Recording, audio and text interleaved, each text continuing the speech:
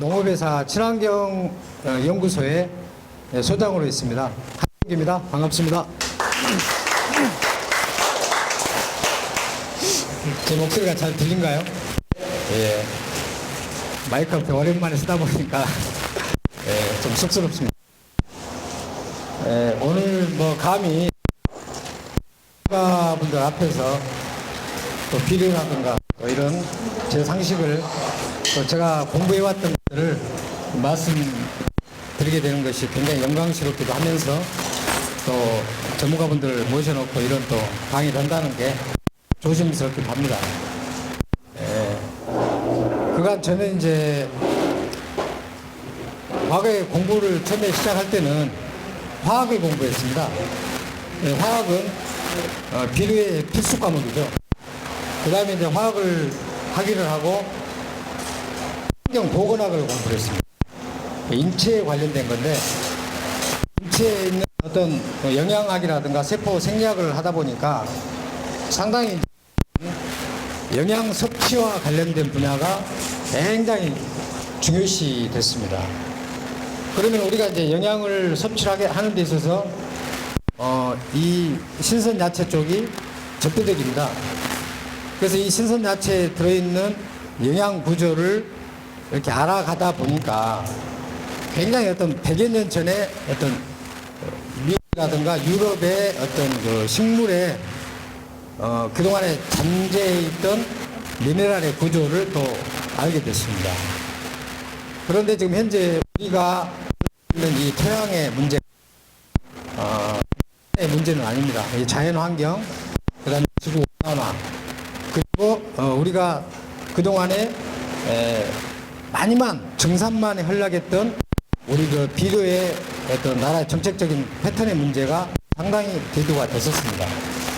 그래서 저는 이제 이것을 저는 어떤 이런 것을 혼자서 뒤집을 수도 없고 혼자서 혼자 가서 어디 가서 떠도 해결되지 않는 그런 문제로, 그래서 이제 저는 이제 학교 안에서만 떠들어댔지만은 그게 해결되지는 않습니다. 그래서 제가 이제 밖으로 뛰어나오게 된 것도 역시나 이제 15년 가까이 현장에서 저도 뛰어다녔습니다. 제가 오늘 지금 넥타이 찬 게 3년 만에 처음 찼습니다. 여기에서 예쁘지 않는 얼굴을 좀 포장하기 위해서 오늘 처음으로 넥타이를 이렇게 한번 찼는데 더운 날씨에 참 힘듭니다. 잠시 진행하다가 옷도 좀 벗게 될 텐데요. 용서해 주시고. 오늘 제목이 미네랄이 생체에 미치는 영향입니다. 생체라는 것은 인간의 생체, 동물의 생체, 그 다음에 어류, 그 다음에 더 나아가서 이제 식물. 이게 생체죠. 더 크게 생각을 하면 지구 자체가 생명체입니다.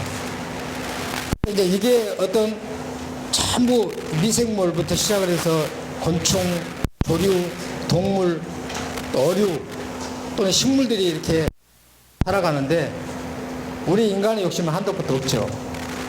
우리는 과거에는 먹기 위해서 경작을 했지만 지금은 돈 벌기 위해서 경작을 해야 됩니다. 그런 가운데 화학비료가 등장을 하게 되고 이 화학비료는 너무나 우리가 지금 알고 있는 것 이상으로 우리 토양을 상당히 병들게 만들었습니다. 그래서 다행스럽게도 지금 이 자리에는 유기농을 하시겠다고 그러고 전농약을 거쳐서 무농약을 지금 해오고 계십니다. 너무나 다행스러운 일이죠. 우리뿐만 여기 계신 뿐만이 아니라 또 다른 현장에서도 계속 이런 교육이 이루어지고 있고요. 안간힘을 쓰고 있습니다. 그러나 우리 현장에서는 이렇게 안간힘을 쓰고 있는데 정부기관이라든가 또는 정치권에서는 농업에는 사실상 등하시고 있는 건 사실입니다.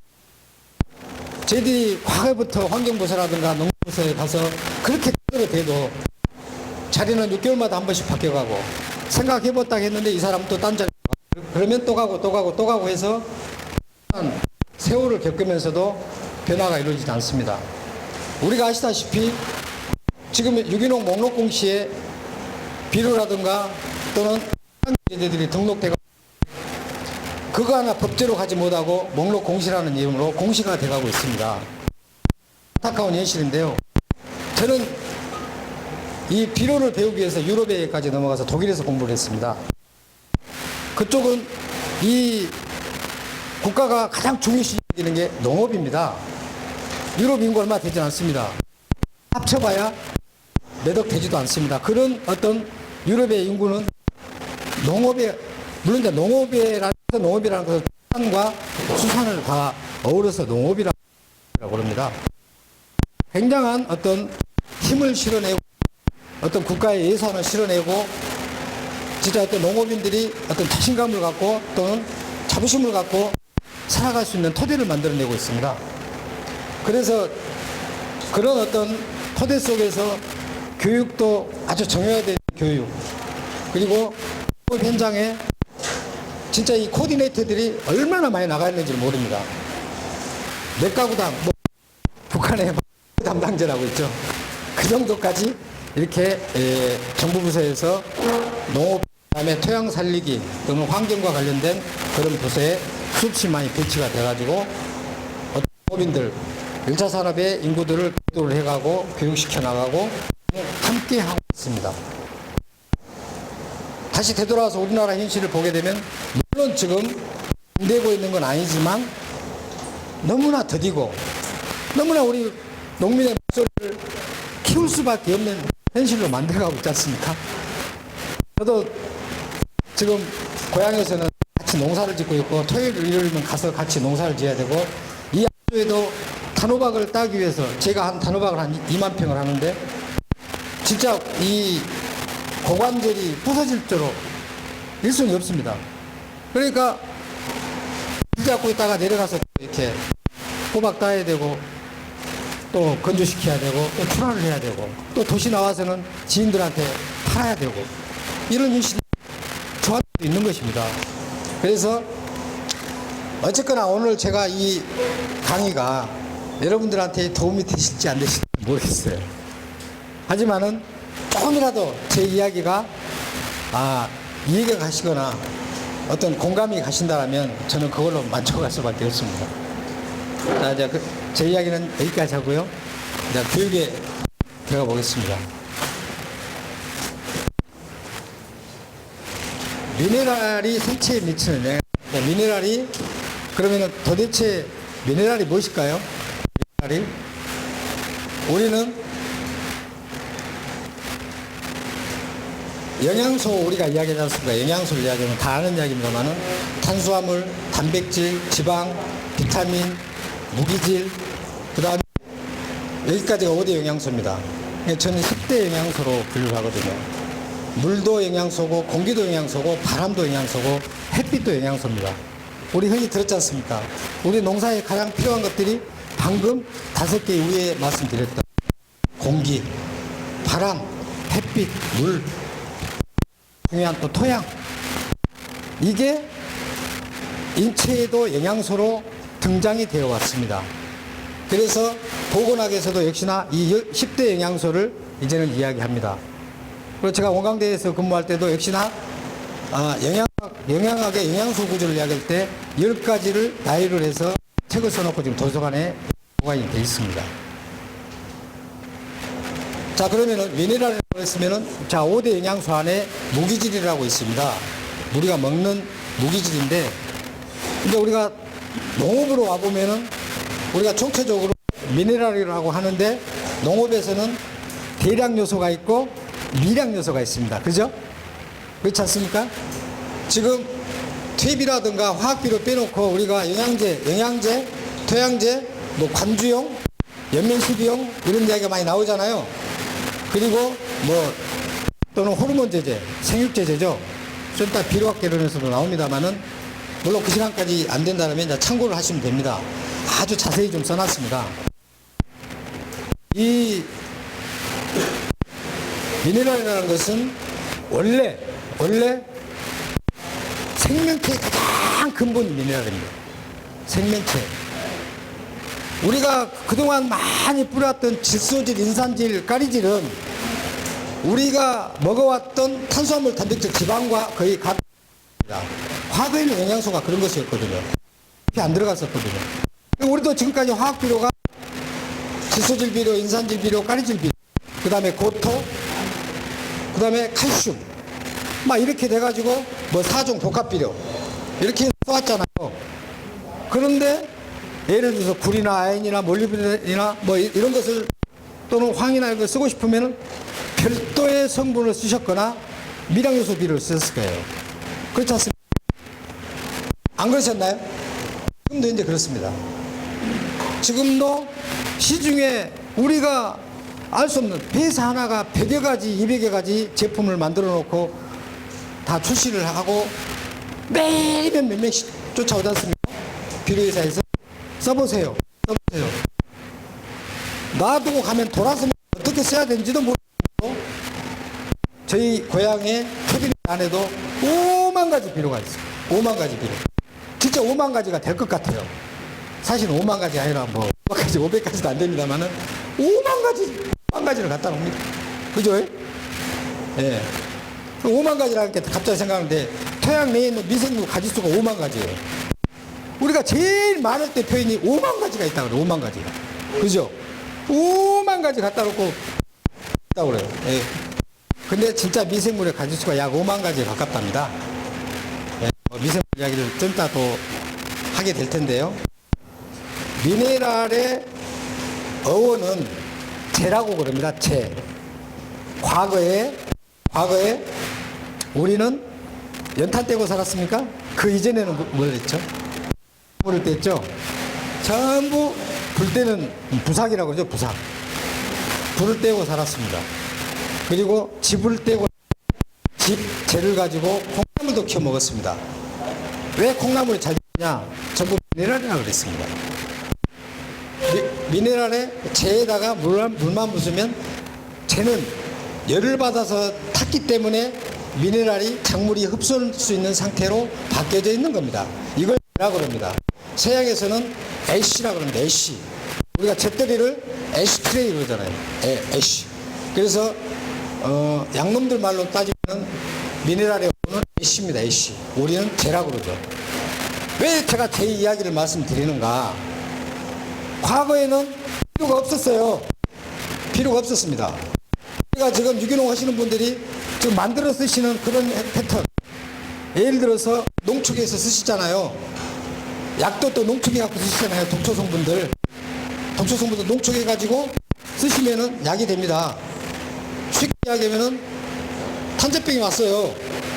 그러면 인도에 있는 졸로키아라는 청양고추보다 100배 매운 고추를 내 가지고 고추에다 뿌리면 탄저병이 멈춥니다. 그런 형태처럼 과거에는 그렇게 내 주변에서 약을 얻었어요. 지금 시골에 다니다 멀구슬이라는 게 있습니다. 멀구슬 있죠? 멀구슬이 내 반 옆에가 있었느냐? 과거에는 어르신들이 그걸 약으로 드셨어요. 떼죽나무 아시죠? 떼죽나무 아시죠? 떼죽나무도 그걸 갈아가지고 물에다 뿌리면 고기가 뜹니다. 기절하는 거죠. 그때 열로 걷는 거죠. 손으로 못 잡아요. 저는. 그러니까 떼죽나무를 풀어. 그 다음에 개복숭아. 그 다음에 계피는 균제로 씁니다. 우리가 균에 굉장히 균 잡는 데는 계피가 됩니다. 그래서 오늘 식사하시고 나서 혹시 수정가를 잡수셨는가 안 잡수셨는가 모르겠는데 수정가에 뭐가 들어갑니까? 계피가 들어가죠? 잡도 좀 들어가죠? 예. 또 뭐가 들어갑니까? 꽃감 들어갑니다. 그러죠? 다 아실 거예요. 제가 오늘 강의 내용이 어떻게 하면 가장 쉽게 풀어볼까 하는 그런 내용입니다. 왜 수정가 했느냐? 평상시 우리가 수정가 먹습니까? 음식을 좀 잘 드셨을 때 수정가 한 그릇씩 제일 말미에 주세요.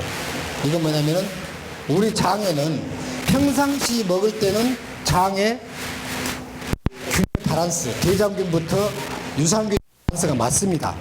근데 좀 우리가 먹지 않은 것들을 먹게 되면 대장균이라든가 나쁜 균들이 훨씬 좋아합니다. 그래서 그걸 잡기 위해서 수정과 먹는 게 아니라 계피를 먹었다는 거예요. 계피. 그러면 바란스가 원래대로 되돌아갑니다. 그래서 수정을 잡수셨던 거예요. 우리 조상님들은 너무나 현명하셨어요. 사실 이제 말이 샜거든요. 이 과거에 우리가 불 때는 부삭에서 재가 나왔는데 퇴비가 그때 당시 만드는 과정에 풀을 비워오잖아요. 그리고 음식물 쓰레기도 퇴비더미에다 올렸잖아요. 그리고 뒷단도 썩으면은 냄새가 어떻게 고소하게 났었잖아요. 근데 어땠을 때 고소한 냄새가 나냐? 마지막으로 부삭해서 재를 걷다가 퇴비 위에다 올렸습니다. 재를 올리기 전까지는 아니에요. 재를 올려가지고 부숙도를 제가 만드는 거죠. 부숙을. 제가 부숙을 시킵니다. 그 재 안에는 미네랄이 합니다. 어떤 미네랄이요? 식물한테 필요는 가장 구조적인 미네랄이라는 거예요. 식물이 탔잖아요. 식물이 타버렸잖아요. 그러니까 저도 미네랄을 만들 때는 저도 비료를 만드는 연구소 소장입니다. 식물을 태우거나 암석을 태우거나 태워서 화학적이지 않는 물리적인 방법이죠. 태운다는 것은. 태우는 것은 어떻게 보면 화학적이라고 할 수도 있는데 태우는 것은 우리 국가 정부에서도 화학적이라고 하지는 않습니다. 가장 고열을 집어넣어서 우리 인간이 결합하지 않는 인간이 그 황금 비율을 만들 수가 없기 때문에 자연 상태의 미네랄을 뽑아내는 거예요. 그렇듯이 과거에 우리는 퇴비를 그렇게 만들어서 다시 토양으로 되돌려 보냈던 겁니다. 그리고 나서 우리가 화장실도 과거에는 폐쇄식이라고 하잖아요. 그것까지 또 밭에다 버렸잖아요. 벼농사가 치는 거 없어요. 지원해주는 거 모내기부터 요즘에 모판도 사와요. 다 해주니까 상토도 다 똑같아. 전국이 똑같아. 그러니까 전국이 똑같아. 제가 다녀보니까 작년에 깐부기 같은 생긴 병들 있죠. 그것이 경기도에서 제주도까지 제주도는 농사 안 한다. 해남까지 다 와 똑같은 병이 왔어요. 왜? 상토가 똑같아. 공급원 회사가 똑같아. 그런 겁니다. 우리는 어쩌면 대란을 맞을 수가 있습니다. 농업에 대해서. 이런 이야기를 드리는 이야기가 미네랄은 금방 이해가 가십니다. 아까 재 이야기 했잖아요. 재로서 미네랄은 끝나는 겁니다. 더 깊이 들어갈까요? 미네랄에 대해서 했잖아요. 계량 요소와 미량 요소가 있다. 좀 더 들어가면은 식물한테 필요한 영양소를 몇 가지냐? 16가지입니다. 요소 포함해서. 근데 16가지가 경작을 하면 지금 16가지 다 쓰신 분 계세요? 16가지를 다 쓰신다. 안 계시잖아요. 손 안 드시잖아요. 16가지에다가 또 기본적으로 6가지가 더 들어가야 됩니다. 아주 흔적만 있는 초미량 요소들. 우리는 그것을 생산할 수도 없고 어떤 비료나 첨가도 할 수 없어요. 방사성 원소예요. 방사성. 근데 이 땅에는 다 존재를 하고 자연 상태에서 존재를 합니다. 그래서 비료회사가 감히 마지막에 초미량 요소를 넣을 수가 없는 거죠. 그래서 식물이나 사람한테 다 필요한 것은 22가지가 필수적으로 들어갑니다. 필수적으로 들어가야 됩니다. 그래야 작물의 특성이 나와요. 다시 말하면 상추를 한다. 과거에는 상추를 먹으면 졸린다고 그랬어요. 상추가 우리 몸에 굉장히 건강에 도움되는 식물입니다. 근데 상추를 재배했을 때 뚝 뿌리면은 뜬물이라는 게 나왔습니다. 이 뜬물이 뭐냐? 면역물질입니다. 면역물질. 그러니까 그 면역물질에 의해서 졸렸던 겁니다. 약간 독성이 있거든요. 식물은 각기 독성을 갖고 있습니다.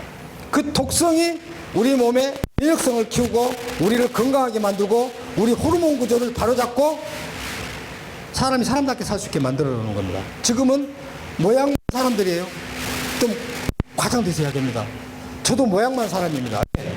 저도 암을 2번 겪었어요. 임파선 종양, 고대암을 겪었고요. 지금도 4년 차입니다. 수술하고 저는 저 혼자 치료합니다. 저는 복학을 했습니다. 위암을, 주먹만큼 큰 위암을 저 혼자 다스렸습니다. 복을 하게 됐기 때문에. 진짜예요. 저는 그래서 보험에 가입이 안 됩니다. 저는 병원 입원하는 순간 내 돈으로 다 해야 돼요. 왜 그랬느냐? 이 비료학을 공부하기 전까지는 몰랐습니다. 왜 그랬는가? 왜 그랬는가 몰랐어요. 잘못된 영양소를 우리 몸에다 넣었다는 거예요. 마치 지금 저 비료 강의, 뭐 미네랄 강의 온 게 아니라 뭐 보건학 강의 온 것 같죠? 그죠? 예. 그러나 비료라든가, 자, 우리가 사람이 먹으면 뭐라 그러니까 식료, 동물이 먹으면 사료, 식물이 먹으면 비료, 그잖아요. 그죠? 예? 누가 먹었냐에 따라서 이름만 달라져요. 근데 결국에는 영양소 구조는 똑같습니다. 동물이라고 그 영양소 안 먹어가지고 동물이 될 것 같습니까? 그렇지 않습니다. 사람도 똑같이 먹습니다. 근데 사람은 더더욱 건강을 잃을 수밖에 없는 이유가 뭐냐면은 동물을 다 먹습니다.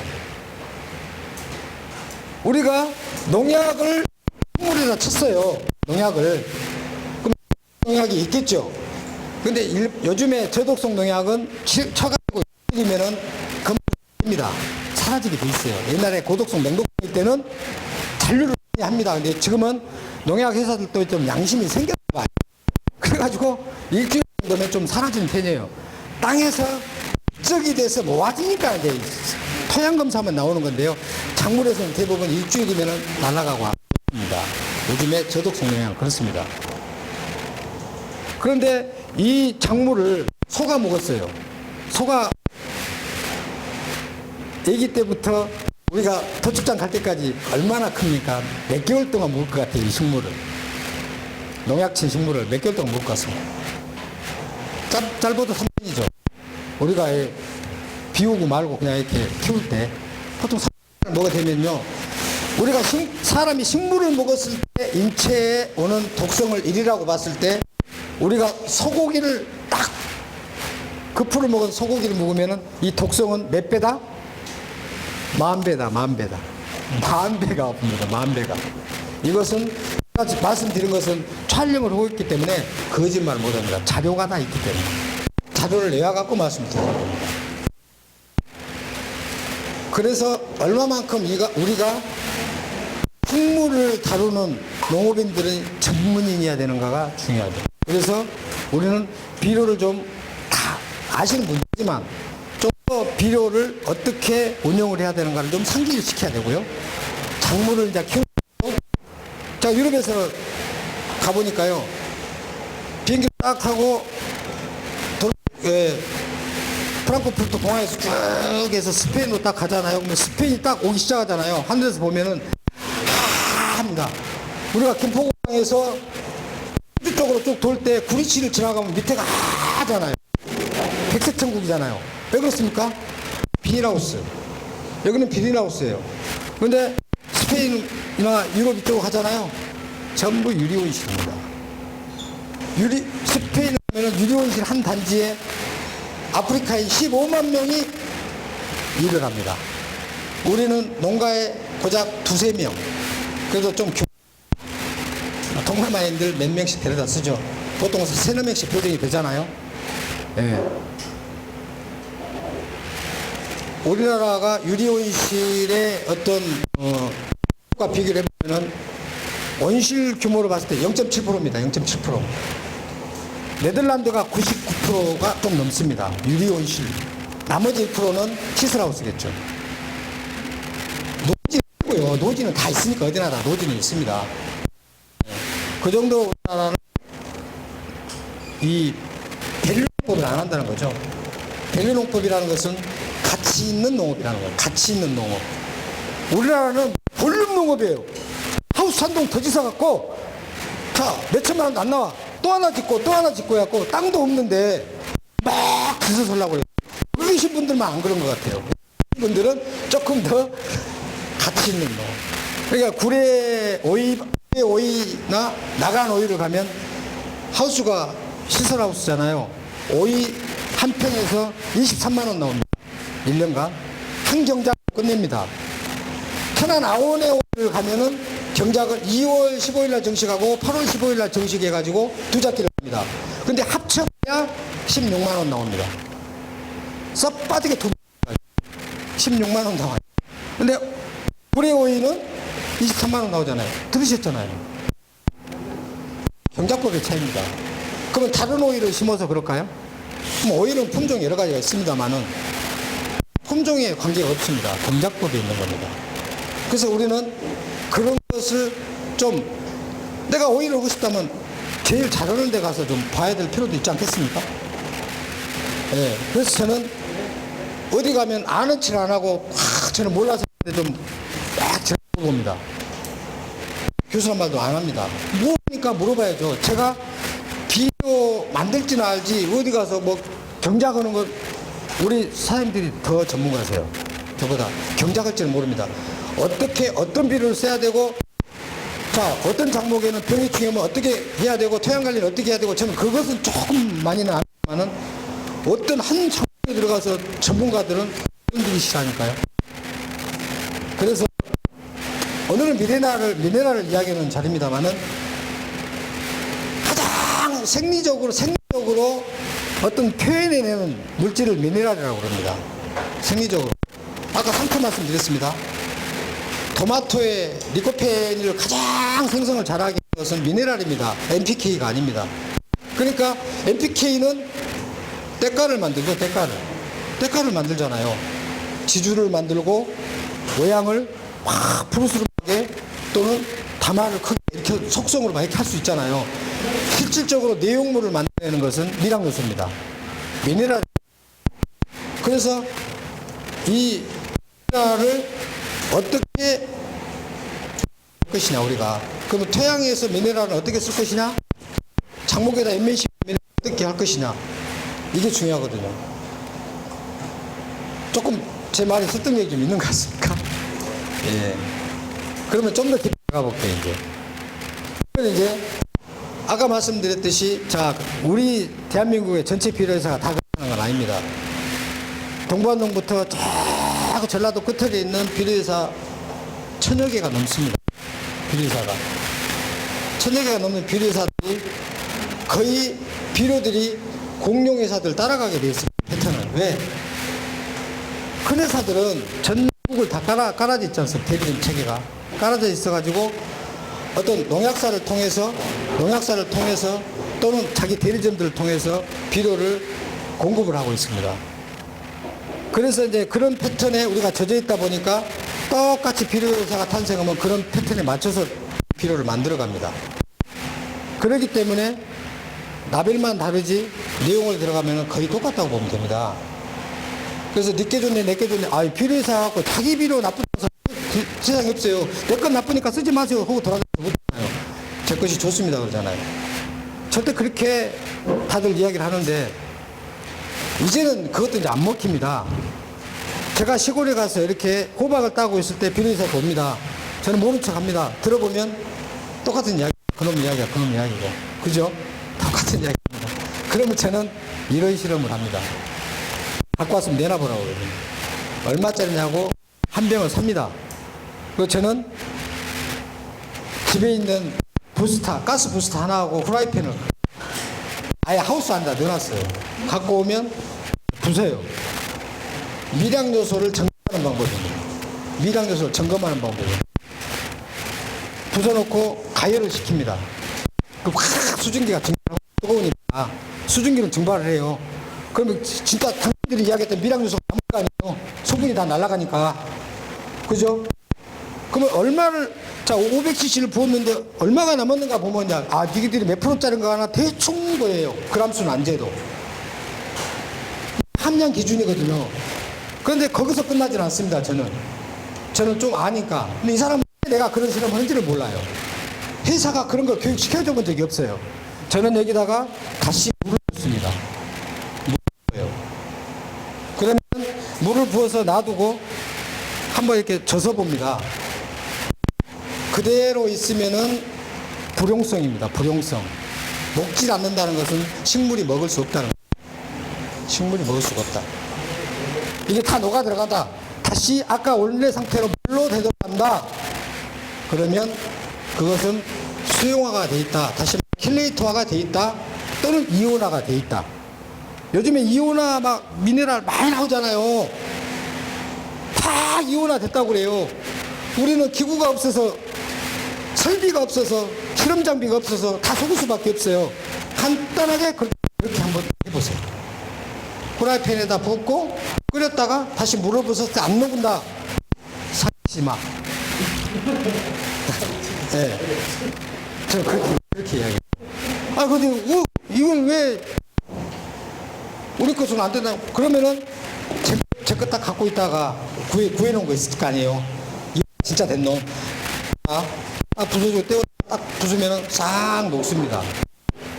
그래서 지금 미국에서 들어오는 우리가 저 알갱이 뭐 칼슘 돼 있잖아요. 녹여 쓰는 거. 그런 것들도 역시 그 실험을 해보세요. 20%밖에 효율이 안 나옵니다. 20kg짜리 한 포대에 20% 효율이 나오면은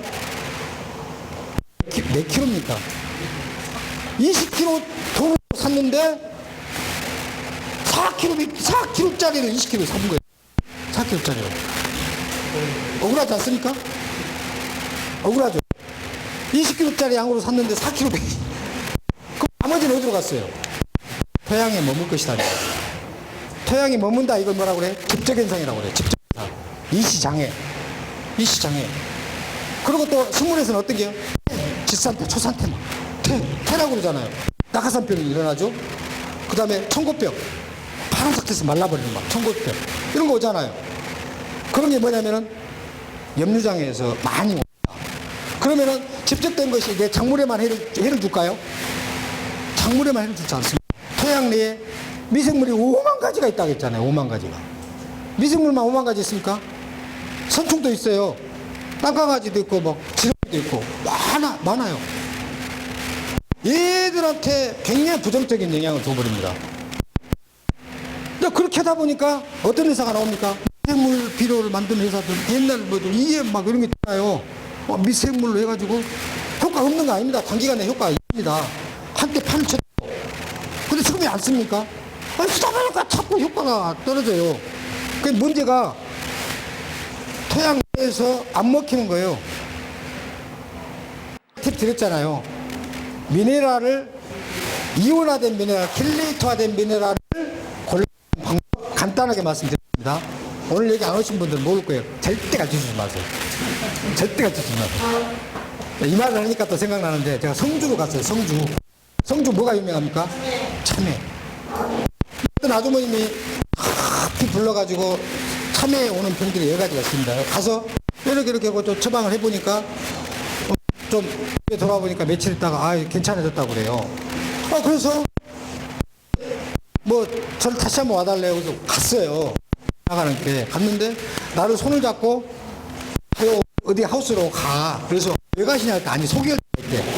갔는데 무슨 X가 또 있어요. 저님 요 박사님 뵙고 왔는데 이야기를 하니까 내가 아시는 분이야. 이미 지난번에 갔던 분. 이분이 형수야. 근데 저는 이미 형수한테 이야기 안 해본 거예요. 제 이야기 안 해버렸어요. 절대 이야기해 주지 마세요. 절대 이야기해 주지 마세요. 왜냐면 참 각박합니다. 네, 그런 부분들이. 왜냐면 우리 현실이거든요. 여담으로 이런 말씀을 드립니다만은 도대체 우리가 아무리 좋게 경작을 해도 아무리 좋은 상품이라고 해도 누가 사줘야죠. 그나마 유기농을 하게 되면 아까 식사 중에 말씀하셨지만은 직거래라도 됩니다. 유기농 뭐 인증을 받으면 직거래라도 되고 무농약 전농약은 누가 직거래도 안 해주잖아요. 요즘에는 학교 급식 하지 않습니까? 본인들이 아주 까다롭지 않습니까? 근데 저는 이제 그런 것들을 생각을 하면서 비료만 하는 게 중요한 게 아니더라. 그래서 다니면서 저는 수없이 여러 군데를 다니다 보니까 경작을 잘 하신 분들과 소비자와 연결할 수 있는 그런 어떤 사이트 관리, 그 다음에 어떤 소비자의 입맛을 돋굴 수 있는 그런 검색어들을 많이 만들어 가지고 다 블로그들을 만들고 카페들을 만드시잖아요. 그리 얼른 소비자들이 달라들 수 있는 그런 컨텐츠가 중요하더라고요.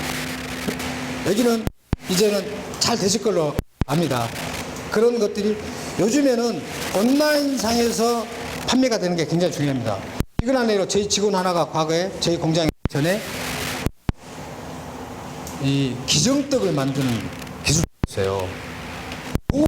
땅 땅 끝에가 있는데 기정떡을 어떻게 서울까지 팔겠습니까? 그런 사이트를 만들어 가지고 카페죠. 떡을 만들어 가지고 한 달에 5천만 원씩 팔았대요. 한 달에 5천만 원씩. 이제 먹고 살고 남았어요. 먹고 살고 남았는데 왜 저쪽이 안 됐냐 했더니 음한짓거리했죠. 그 정도로 이제 우리가 이제는 선도 농민이면서도 이제는 그런 단체가 하면 더 좋잖아요. 유동사업단이 하면 더 좋잖아요. 하고 계시는 분야도 있겠지만은 장목을 어느 정도 통일하면서 작법도 통일해가지고 균일하게 만들어서 어떤 소비자층을 구축하는 데 있어서는 처음에는 더딜지 몰라도 온라인에서 작업하면은 속도가 납니다. 요즘에는 속도가 걸어가는 속도가 아니라 달려가는 속도가 아니라 광속으로 갑니다. 광속으로 갑니다. 어제 인터넷 기술이 오늘 달라지고 오늘의 인터넷 기술이 또 내일 달라집니다. 아유, 그렇게 어려운 것을 내가 어떻게 할 수 있느냐. 요즘에는 비용도 많이 들지도 않습니다. 그다음에 제가 할 수 있는 일도 아닙니다. 그런 일들을 해주고 관리해주고 요즘에는 업체들이 많습니다. 그래가지고 우리들도 역시나 유통에 빠져들고 저는 쌀 80kg 한 가지에 300만 원짜리도 봤어요. 300만 원짜리. 그렇게 나는 처음에 그랬어요. 뭐 여기다가 물 넣어갖고 키워봤어? 진짜 아니 딱 세 단지 합니다. 세 단지. 근데 거기에는 드랭이 나오죠. 진검새우 나오죠. 투구새우 넘명살 투구새우. 새우가 세 종 나오고요. 드랭이 나오고 나오는데 이 양반은 밥만 드랭이가 어디 뚫어본 데 없나 그것만 보고 다녀요. 왜? 물이 새니까. 그럼 그것만 맞고 다녀요. 드랭이 뚫어버리니까. 근데 이분은 연초에 돈을 다 받아버려요. 몇 명의 회원이 있습니다. 연초에 싹 받아버립니다. 돈을. 네, 성금을 받아요. 그러면 아니 예를 들어 태풍이 왔고 수확이 안 되면 어쨌거나 된 놈만 갖고 인원수로 꼼빡 그러기로 약속이 돼 있어. 소비자들하고 많이 나오면 많이 나온 대로 나눠가는 거예요. n분의 1로 그러니까 더 늘릴 수가 없어요. 왜? 그런 논을 만들기에는 엄청난 세월이 걸렸을 거란 이야기예요. 근데 또 옆에 논을 또 얻어가지고 계속 관리를 해갑니다. 그러니까 당신 5년간 기다리면 먹으려면 하잖아요. 5년간은 음식을 먹고 있다가 5년 뒤에 이제 요새 먹게 됩니다. 네, 그렇게 됩니다. 그분은 군에서 우리 장흥 관산에 있습니다. 군에서 도정 한 1억을 들여가지고 도정해가지고 할 수 있게끔 그런 기계도 군에서 지원해줬대요. 쌀농사 많습니다.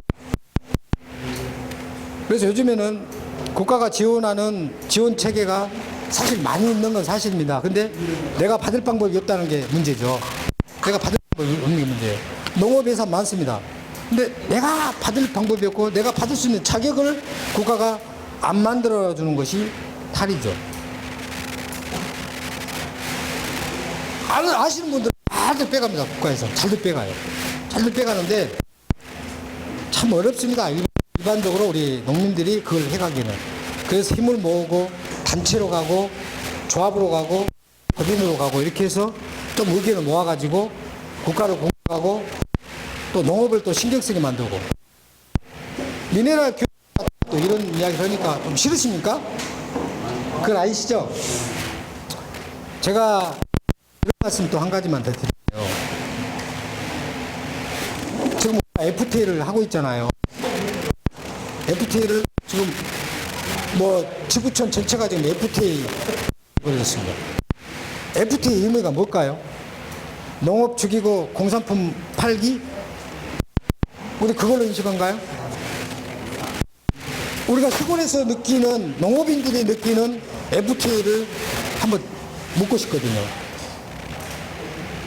근데 저는 딱 한 면만 갖고 말씀드릴게요. 한 면만. 지금 FTA에서 공산품이 차지하는 비중이 상당히 우리가 IT 관련된 것을 팔기 위해서 농업을 거의 죽여가고 있는 것은 현실입니다. 그러잖아요. 그리고 지금 농산물 가격은 폭락하고 있는데 또 입어오고 있는 것도 사실이잖아요. AT가. 그래놓고 저장해놓고 있습니다. 언제 이놈을 풀어볼까? 가격 안정화시킨대요. 내 친구가 올해 양배추를 2만 몇천 평 해가지고 한 망에 7,000원까지 올라갈 때 이 도매상들이 얼른 가져가야 되는데 딴 데 가서 작업하고 받았어요. 그러니까 내려가다가 2천 얼마까지 내려가니까 작업비가 안 나오니까 에라시 노타리 처분하고 노타리 다 처분해요. 그러니까 오종도 안 나오죠. 비료도 안 나오죠. 죽겠다고 그럽니다. 아주 진짜 표현도 죽겠다고. 7,000원에서 가져갔으면 어찌 좋아. 지가 작업을 해보려고 차 부르고 못 오고 했는데 매차하기는 했어요. 겨우 모종값은 건졌답니다. 그런 현실이에요. 노지가 그런 현실입니다. 그런데 이 양반이 이 친구가 계약했던 양배추 도매사 전국 양배추 30%를 갖고 있어요. 그러니 시장을 좌지우지할 수밖에 없을 거 아닙니까? 내가 뭔 말씀 드리려고 하냐면 도매상의 농가에 노란하고 있는 게 모르다. 도매상의 농가에 노란하고 있다.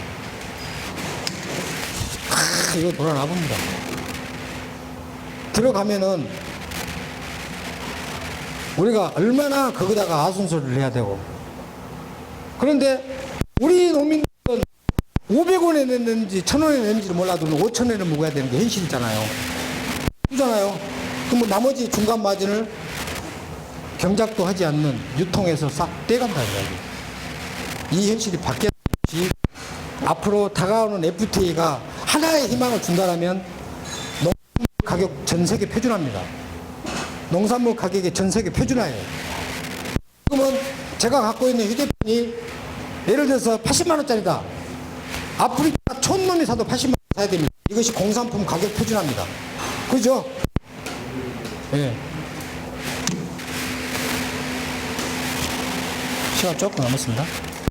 농산물 가격 표준화인데 농산물 가격이 FTA 끝 말미에 오는 게 농산물 가격 표준화입니다. 시장에서 양배추가 3,000원이다.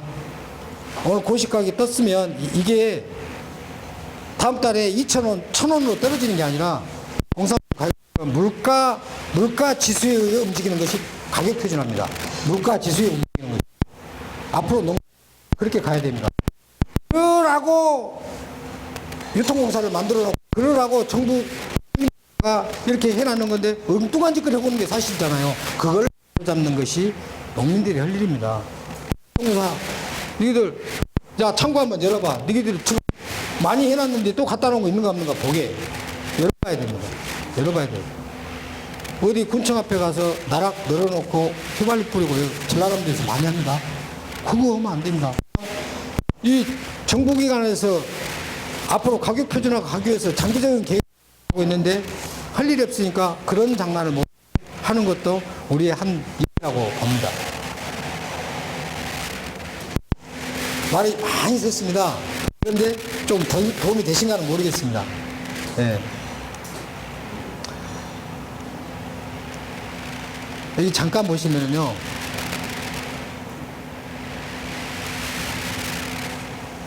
제 밑에 보면은 1936년 미국 의회 작성 보고서입니다. 제가 저거 찾느라고 힘들었습니다. 상원 문서 264호인데요. 우리의 농토라는 것은 미국의 농토를 이야기합니다. 미국 상원 농토와 강호 토양에는 이미 미네랄이 고갈되어 버렸기 때문에 그 땅에서 나오는 곡식이나 과일, 채소, 나무 열매 등의 미네랄이 부족하고 단지 이것만을 먹는 사람은 미네랄 결핍증에 걸린다. 약 지금으로부터 75년 전. 75년. 미국이 그런 현실에 직면했습니다. 근데 우리나라는 6.25 이후 55년도에 우리 화학비료 공장이 생긴 이후로 계속 우리 농촌은 화학비료에 시달려 왔습니다. 증산정책, 그때는 무조건 많이 생산해서 여기 살려야 됐으니까 어쩔 수 없이 그랬다 치더라도 미네랄로 보면은 우리 농토의 미네랄은 고갈될 수밖에 없었습니다. 여기를 보시면 우리가 먹는 야채 50년 전보다 당근의 마그네슘 75%가 감소, 양파의 칼슘 74% 감소, 과거의 수치, 과거의 그 그람수 비중으로 해서 만들어 놓은 그 데이터를 현재 이 야채를 분석했을 때 나오는 데이터입니다. 시금치 철분 75%. 자, 시금치 이야기를 했는데요. 그러면 50년 전에 우리가 테이블에다가 시금치 한 단을 넣고 먹었을 때 철분이 지금은 한미약가를 먹어요. 한미약가. 매 끼니 한미약씩 잡수세요. 맞죠? 75%가 감소. 그렇듯이 이렇게 감소가 된 이유가 뭐냐? 우리가 너무 정부 정책에, 화학비료 정책에 끌려가 있었다. 너무나 깊숙이 끌려가 있었다. 그래서 이제는 거기서 벗어나와야 된다. 그래서 이제는 우리 선도 농민들이 이제는 비료를 선별하는 어떤 그런 눈을 이제 가져야 되겠다. 도대체 미네랄이 무엇인가? 진짜 미량 요소가 얼마나 중요했던가를 우리는 알아야 된다. 이런 말씀을 오늘 드리고 싶은 것이죠. 자, 미네랄의 그럼 역할이 뭐냐? 미네랄의 역할은 신진대사의 스위치라고 합니다. 미네랄 신진대사. 영양소가 우리 몸에 들어가는데 탄수화물, 단백질, 지방, 비타민이 우리 몸으로 들어오는데 혈액까지 들어가는데 세포가 못 받아요. 세포가. 이런 말씀을 드립니다. 자, 여러분들 아파트에 사신 분 혹시 계세요? 아파트. 그렇죠. 저도 아파트에 삽니다. 자, 전화를 걸었어요. 짜장면집으로. 자, 저 금호 아파트인데요. 2동인데요. 짜장면 2그릇만 갖다 주세요. 딱 끊어버렸어요. 정신없이 짜장면을 만들어갖고 2동까지 딱 왔는데, 위층 아래층 다니면서 짜장면 시키신 분! 하고 얘기하고 다녀요. 헛소리를 못 들었어요, 나한테. 헛소리를 못 들었어요. 어떻게 생각하세요? 헛소리를 물어봤어야 될 거 아니에요. 이 복도라는 것은 사람의 혈관하고 비교하면 됩니다. 짜장면을 영양소로 보시고 영양소는 혈관까지 들어왔어. 혈관까지 들어왔는데 호수를 못 찾아. 우리 호시를 세포라고 생각해. 세포까지 못 들어와. 왜? 호시. 그것이 스위치. 띵동. 스위치가 없어서 못 들어왔단 말이야. 호시를 못 알았다. 그걸 효소라고 그럽니다. 효소는 어디에 가 있어요? 식물에 가 있어요. 그러니까 화학 비타민을 먹으면 흡수가 안 되고 간만 스트레스 받는다. 식물에 있는 천연 미네랄 비타민을 먹으면 스위치가 달려서 들어오니까 지가 호시를 알아서 들어온다. 이런 개념입니다. 이해가 가신가요? 저는 이렇게 설명을 해요. 그냥 막 교수들 같이 이야기해버리면 절대 이해 못합니다. 뭐 호르몬이 어떻고 무엇이. 자, 신진대사의 스위치다. 생명체의 모든 영양을 흡수하는 것이다. 미네랄들이 스위치니까. 영양소의 미네랄들이 어떤 영양소는 네가 담당하고 어떤 영양소는 네가 담당하고 너는 아연이 담당하고 너는 셀레늄이 담당하고 너는 몰리브덴이 담당하고 이렇게 돼 있다 그 말이에요. 그 다음에 모든 요소와 호르몬의 비타민의 활성을 준다. 활성. 쓰이게 한다. 생리활성 작용이 필수적이다. 여러분들이 지금 병을 앓고 알 수 없는 병들만 갑상선 질환, 뭐 호르몬 질환, 여성 조기 폐경, PMS 증후군, 뭐 혈압, 당뇨, 당뇨 우유의 합병증 빼올까요? 단적으로 말씀드릴게요. 미네랄이 부족해서 그렇습니다. 그럼 미네랄이 나한테 부족했으면 잘 못 먹었다는 이야기 아니에요? 그럼 식물은 우리가 밥상을 안 차리고 먹었습니까? 밥을 먹었어요. 먹었는데 그 식물에서도 부족했다는, 아까 말씀드렸잖아요. 75% 감소. 한미약가 먹었으면 안 그러지. 한미약가 안 먹고 한 접시만 먹었단 말이에요. 50년 전같이. 이해 가시죠 이제? 그렇듯 우리는 미네랄이 부족하다. 그래서 미네랄이 중요하다. 미량 요소가 중요합니다 라는 것입니다. 천연 미네랄이라는 것이 우리가 자연 상태에서 미네랄이라고 했습니다. 이렇게 화학비료 공장에서 나오는 질소, 인산, 가리, 마그네슘, 고토죠. 구리 또는 철, 아연 전부 화학적으로 만들어낼 수 있습니다. 이것을 화학적인 결합의 미량요소, 화학적인 결합의 화학비료인데 천연적으로 태워서 만든다든가 이런 것들을 편하게 존재한다면 하는 역할은 첫째, 토양을 개량해주면 토양에 들어가니까 토양의 질이 좋아지는 거예요. 토양에 어떤 것이 들어가니까 토양이 개량이 되는 거예요. 저 뒤에 비료학 개론 읽어보시면 석회가 300평에 150kg를 뿌려야 된다 이렇게 나왔거든요. 150kg 석회질을 뿌려야 된다. 근데 그것도 자주 뿌리면 안 되고 주기가 있다 이렇게 말씀을 해줬거든요. 효율이 폐하가 150kg를 뿌렸는데 폐하 1 올라간다. 폐하 1. 3.5인 산성토양에다가 300평당 석회를 150kg를 뿌려야 폐하 1 올라갑니다. 그러면 3을 올려보려고 하니까 450kg 뿌려버려요? 절대 그렇지 않아요. 주기가 있습니다. 주기. 최소한 6개월을 떨쳐가지고 진짜 좋은 석회질이었을 때 6개월을 두고 뿌리는 겁니다. 그러면 6개월마다 폐하 1을 올릴 수가 있네요. 강산으로 갔을 때 그러면 중성으로 만들려면은 3.5가 있다 그러면 1년에 1을 올릴 수가 있어요.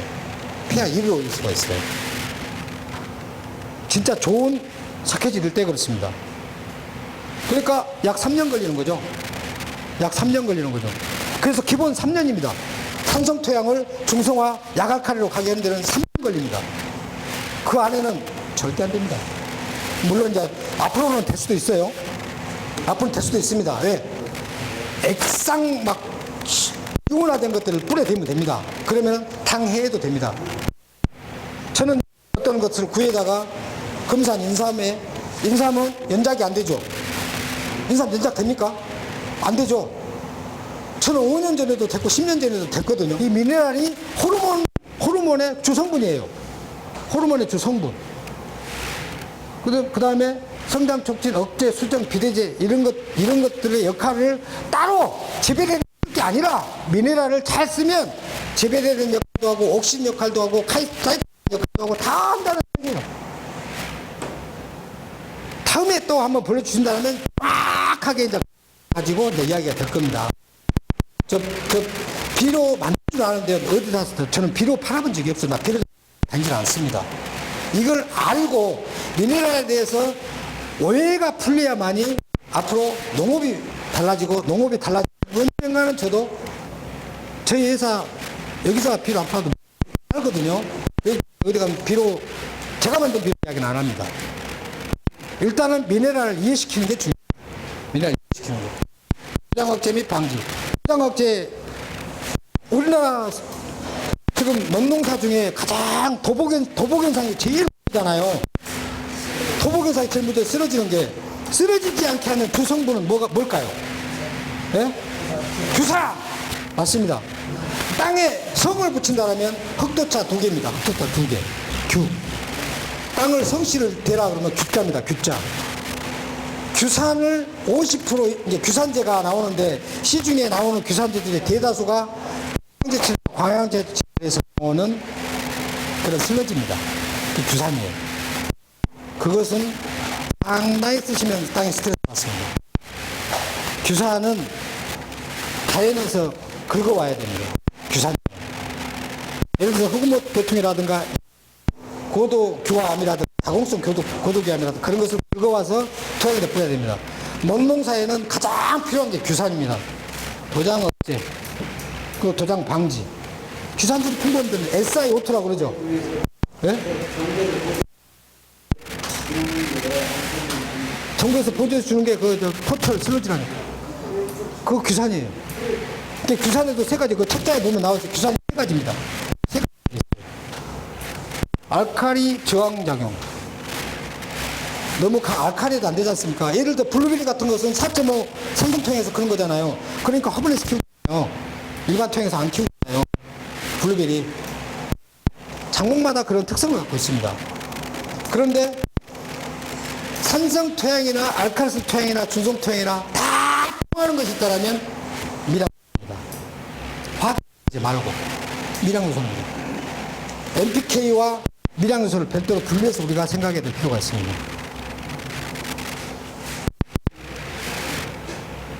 자, 이제 조금만 더 할게요. 제가 시간을 많이 쓰고 있나요? 조금만 더 할게요. 예, 재미는 없어도. 자, 여기 무기미네랄이 있습니다. 무기미네랄. 미네랄도 종류가 있어요. 무기미네랄. 불활성 미네랄이라고 그럽니다. 불활성 미네랄. 왜? 움직이지 않는다고 말이에요. 불활성. 활성. 공기, 흙, 물, 주로 광석에 포함된 지표수나 지하수에 녹아서 땅에 흡수되어 있는 상태. 이 상태를 미네랄이라고 그래요. 근데 이 상태에서 필요한 것이 뭐냐? 미생물입니다. 땅 안에 있다고요, 저게. 땅 안에 저게 있는데, 이제 미생물이 여기서 나오는 거예요. 미생물이 무슨 역할을 하냐? 미생물이 농작물을 키워주는 게 아니라 이런 불활성 미네랄을 먹으면서 생명활동을 합니다. 그래가지고 5만 가지가 있다고 했잖아요. 5만 가지가 각자 필요한 이 불활성 미네랄들이 있을 거예요. 그럼 여기 나오겠잖아요. 그게 마치 이온화가 된 것처럼 나옵니다. 소화돼서 나오는 것이. 소화돼서 나오듯이. 그래가지고 무기 미네랄로 바뀌는 겁니다. 인체에 들어오면 인체에 서는 것은 간이 그런 역할을 합니다. 간. 우리가 영양소를 먹잖아요. 그럼 간이 처리를 합니다. 이게 많이 좋은 걸 많이 먹잖아요. 간만 스트레스 받습니다. 다른 부위는 좋죠. 간은 죽어갑니다. 그래서 현대인들한테 가장 많이 오는 간염, 간경화 또는 간암 이렇게 갑니다. 네. 그래서 무기 미네랄은 농작물 및 식물에 흡수된다. 근데 여기 안에 미생물이 그 역할을 했다. 빠져 있잖아요. 제가 미생물 싫어하니까. 토경을 하신 분들은 분명히 필요합니다. 토경한테는. 근데 수경이나 양액재배에서는 미생물이 필요할까요? 활성화돼버린 미네랄이 들어가면 필요가 없겠죠. 불활성이 됐기 때문에 미생물을 해줘야 되니까 토경에서는 필요해 미네랄이. 이게 미생물이. 근데 이제 농법이 선진농법으로 가고 땅에서 띄워서 하고 수경으로 하고 양액으로 할 건데 거기 없는데 미생물이 필요할까요? 토경을 하실 분들은 미생물 제제를 쓰세요. 써야 됩니다. 왜? 저런 불활성 미네랄을 근데 활성 미네랄도 많이 나와 있다. 그래서 이 무기 미네랄, 농작물 및 식물의 흡수, 효소 아미노산과 이제 결합한다. 무기 미네랄이 됐어야, 이온화가 됐어야, 킬레이터가 됐어야 효소 아미노산과 결합한다. 그래서 영양소로서의 어떤 식물을 키우고 또는 생명체를 키운다. 이렇게 되는 겁니다. 그래서 유기 미네랄로 하는 것이죠. 활성 미네랄. 이게 뭐 레이저 광선이 나갔는데 오늘은 레이저가 안 나갑니다. 여기서 딱 나갔는데. 식물, 동물 세포 내에 존재한다. 식물 세포 내에 존재하기 때문에 식물 상태로 먹으면 인체가 하겠죠. 인체가 흡수하겠죠. 활성 미네랄이니까. 식물체 존재하니까. 근데 별도로 먹으면 안 들어간다. 이제 요즘에 막 시중에 나오는 복합 미네랄 제제, 복합 비타민 드시면 활성화가 안 있다는 사실이에요. 화학적인 결합에서 활성이 안 있습니다. 가급적이면 피하시는 게 좋습니다. 신선 채를 드셔야 됩니다. 독광색 채소를 드셔야 된다는 것이 그 논리입니다. 제가 보건학했기 때문에 이 보건학 강의를 겁나게 많이 했습니다. 근데 비료까지 이렇게 제가 몰랐죠. 과일, 채소, 곡류 등 사람 섭취한 대부분의 미네랄을 활성 미네랄이라고 합니다. 근데 요즘에는 기술이 좋아가지고 미네랄도 이제 활성 미네랄 상태로 만들어냅니다. 그러니까 코스트가 올라가겠죠. 가격이 올라갑니다. 그럼 가격이 비싸요. 유기농 그나마도 잘 팔리지도 않은데 그런 비싼 재질을 써야 돼요. 안 팔린디. 그래서 미네랄을 킬레이터와 식물에 흡수한다.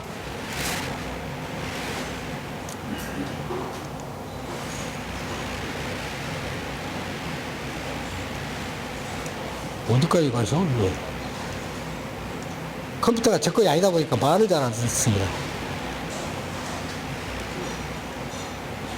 딱 한 페이지만 더 보려고 그러거든요. 자.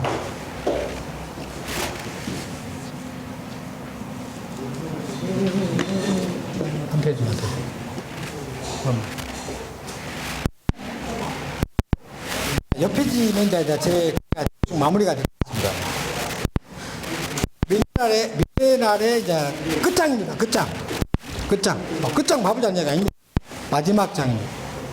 미네랄은 킬레이터가 되어 있는가 또는 우리가 칼슘 오면 CA 이렇게 표현하죠. CA 또는 석회는 CaO 이렇게 표현합니다. 산소가 붙어가지고 이거 석회 그럽니다. 그러니까 공정 규격상 CaO로 표현해야 검출이 됩니다. CA 플러스 2개 있다고 해버리면 전혀 검출이 안 됩니다. 맹물 그래요. 맹물 그럽니다. CA2 플러스로 검출이 안 됩니다. 이온화된 것을 검출해야 돼. 이게 비료 공정국이 바뀌어야 된다는 거죠. 그러니까 그냥 CaO로 가요. 염화칼슘 갖다 부숴가지고요. 염화칼슘도 비료 씁니다. 탄산칼슘도 쓰고요. 가장 좋은 비료는요, 2년에 한 번씩 바닷물 갖다 쳐보면 가장 좋아요. 22종 미네랄이 그대로 있습니다. 근데 왜 안 돼요? 짠 것 때문에, 나트륨 때문에 그렇습니다. 그래서 바닷물 7, 물 3 해가지고 우리 너네 물가두기를 2년에 한 번 하는 거예요. 그러면 미량요소 쓸 필요가 없어요. 저한테 오실 필요도 없어요. 2년에 한 번만. 저 무안 양파밭이 그렇고요, 해남이 그렇고, 진도권이 가서 강의를 해서 그렇게 각각 한 번 합니다. 무서우니까 3년에 한 번씩 합니다. 잘 자랍니다. 미량요소 판매가 쭉 떨어집니다. 잘 자랍니다. 이해가시죠? 바닷물은 미량요소의 보고입니다. 왜? 미량요소는 원래 암석에 있어요. 우리 토양에 있어요. 근데 태풍이 오고 비가 오고 맨 강으로 내려가가지고 뻘로 가버립니다. 뻘로. 그러니까 뻘이 고기들의 서식지가 되죠. 모두 이 지구의 허파라고 그러죠. 뻘을. 그렇게 다 내려갑니다. 흘러내려가서 바닷물이 짠 것이 염류가 고농축으로 집적되어 있기 때문에 고농축 집적되어 있기 때문에 바다에다 고기 키울 때는 사료를 주는데요. 그 외에 사료는 100% 안 됐습니다. 다 바다에서 미네랄을 얻습니다. 식물은 스스로 킬레이터를 하지 못한다. 이게 아까 같이 미생물이 분해해줘야만이 미네랄을 쓴다 하는 말씀이에요. 그래서 일반적으로 킬레이터 과정은 땅속에 미생물 여기 나오지 않습니까? 온도, 수분, 산소, 바람, 햇빛 이런 것에 의해서 조건에 따라 속도가 인체가 유기미네랄 및 영양소를 흡수하기 위해 간에서 마치 킬레이터화 과정을 하는 것처럼 아까 말씀 다 드린 거예요. 인체는 땅이 해야 될 역할을 간에서 한다는 거예요. 식물은 땅이 해주고 사람은 간이 해줍니다. 이게 간을 보호해야 되는데 간을 보호를 하진 않습니다. 조금씩 드세요. 조금씩. 저도 오늘 반찬을 많이 먹고 밥은 몇 번 안 건드렸습니다. 그래서 이렇게 힘이 납니다. 마치 킬레이터 과정처럼 재처리하여 혈액을 통하여 세포에 흡수한다. 아까 말씀드렸죠. 띵동 짜장면 시키신 분 다 했어요. 이때 인체 내의 미네랄의 에 따라 대사 과정이 이루어지고 우리의 면역 체계가 바로 씁니다. 킬레이션이라는 게 뭐냐? 이온화라는 게 뭐냐? 킬레이션은 곧 이온화라는 겁니다. 분자를 쪼개놓은 겁니다. 분자를 쪼개놓은 겁니다. 이온화. 음이온이냐 양이온이냐 따지면 머리 아프니까 이온화해야만이 세포에 들어옵니다. 그러니까 물도 육각수인 게 뭐냐면은 세포에 물이 통과하는 구멍이 육각으로 돼 있어가지고 육각수여만이 들어갑니다. 육각수여만이 영양을 실을 수가 있어요. 영양의 화물차 육각수입니다. 그래서 생물학적인 풍화라고 그러죠. 미생물이 하든 간이 하든 생물학적인 풍화에서 암석이나 광물로부터 비가 와서 물로 강으로 쏟아져서 쭉 내려가는 과정에서 이 생물학적인 풍화, 생물학적인 화학적 변화를 일으켜서 이동하는 현상을 이야기하는 겁니다. 이것을 킬레이터라고 합니다. 그러니까 비료회사들이 이 성분들을 킬레이터화 시키기 위해서 갖은 실력을 발휘합니다. 비료회사의 가장 핵심은 킬레이터화 시키는 데 있습니다. 왜? 앞으로는 미네랄에 집중이 될 것이고 미량요소 비료에 집중이 될 겁니다. 왜냐하면 다른 것들은 그뜩그뜩 있어요. NPK 땅에 쌓여 있습니다. 식물이 못 받을 수밖에 없는 상황이 있는 거예요. 그래서 그냥 뭐 토경하신 분들은 미생물을 넣고 이렇게 하시는데 좋습니다. 그런 것은 뭐 인정합니다. 그것도 토탈 미생물이어야 된다는 전제 조건이고요. 어디 엄한 미생물 갖다가 감나무 밭에 미생물 배나무 밭에다 넣었다 2시간에서 일주일 사이에 무조건 죽습니다. 죽어요. 그게 내가 내 밭에다 쓸 미생물은 내 밭에서 채취해서 내 밭에서 내가 배양을 해서 다시 넣어줘야 돼요. 그게 미생물의 원칙입니다. 근데 엄한 듯이 배양을 해다가 내 태양도 안 데다가 딱 넣어버리면 죽습니다. 2시간에서 일주일 사이에. 그리고 냄새가 나버립니다. 땅에서 냄새 나버립니다. 부숙돼서 향이 나야 되는데 썩은 데가 나버립니다. 미생물이 썩어서 그렇습니다. 그래서 우리는 킬레이토아라는 말에 집중해야 되고요. 그리고 미량 요소, 미네랄이라는 것에 앞으로는 관심을 가져야 되고요. 그래서 우리 농법이 자, 이제 토경도 물론 배제할 수 없기 때문에 토경에서는 어떻게, 수경이나 양액에서는 어떻게, 그 다음에 볼륨 농법이 아니라 밸류, 가치 있는 농법을 추구해야 된다. 그러면은 우리가 과거에는 이랬어요. 저도 그랬습니다. 아니, 나만 내 논에서 또는 내 밭에서 친환경을 하면은 그때 당시는 농약을 안 쓴다는 개념, 화학비를 안 쓴다는 개념이었잖아. 그럼 가만 놔둬보란 이야기냐. 그러면 내 농사 다 망해보란 이야기냐. 이게 최초의 친환경의 개념이었잖아요. 그게 아닙니다. 노 케미컬이 중요한 게 아니거든요. 친환경은 환경에 가깝다 친환경 이 말도 참 어려워요. 그냥 자연농법이에요. 자연농법. 물론 이 비료라든가 영양을 얻는 과정이 자연적이지는 못합니다. 사실은 못해요. 뭔가 열처리를 한다든가 뭔가 좀 농축하든가 선별하는 과정은 필요하기는 하나 자연과 함께하는 농법이야지 친환경인 농법은 조금 어눌하다. 저는 이렇게 생각합니다. 친하다고 해서 자연과 함께하는 자연법이어야 된다고 저는 주장하고 싶습니다. 오늘 이 미네랄을 강의하기 위해서 이 자리에 너무나 소중한 시간을 모셔놓고 제가 좀 더 오버해서 시간을 썼습니다. 그러더라도 제가 이 말씀은 꼭 드렸어야 되겠기에 이렇게 시간을 더 쓴 겁니다.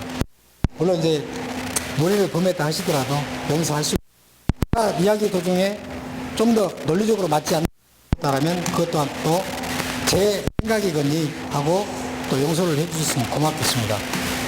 그리고 저는 앞으로 부족한 점을 더 채워서 다음 달에서는 더 나은, 더 훌륭한 모습으로 찾아뵙기를 원하고 바랐습니다. 감사합니다. 여기까지 하겠습니다.